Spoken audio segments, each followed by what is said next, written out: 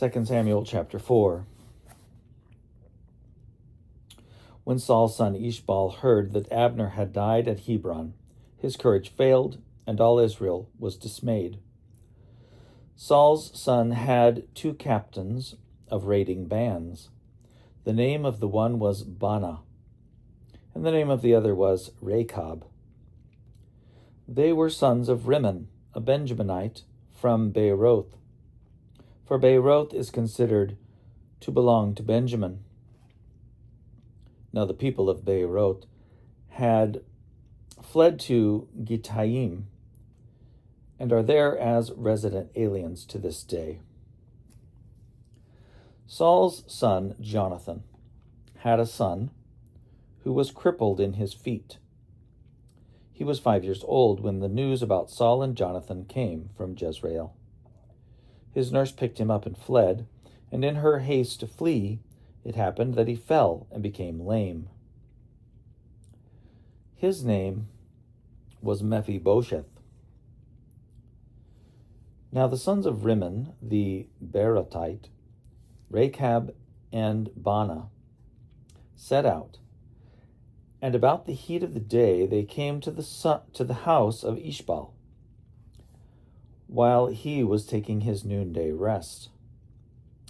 They came inside the house as though to take wheat, and they struck him in the stomach.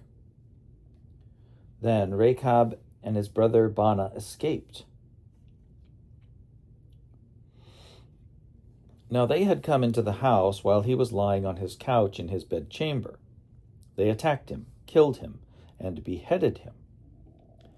Then they took his head and traveled by way of the Arabah all night long. They brought the head of Ishbaal to David at Hebron and said to the king, "Here is the head of Ishbaal, son of Saul, your enemy, who sought your life.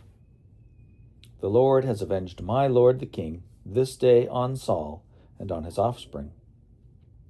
David answered Rechab and his brother Baanah, the sons of Rimmon, the Beerothite, "As the Lord lives, who has redeemed my life out of every adversity, when the one who told me, 'See, Saul is dead,' thought he was bringing good news, I seized him and killed him at Ziklag.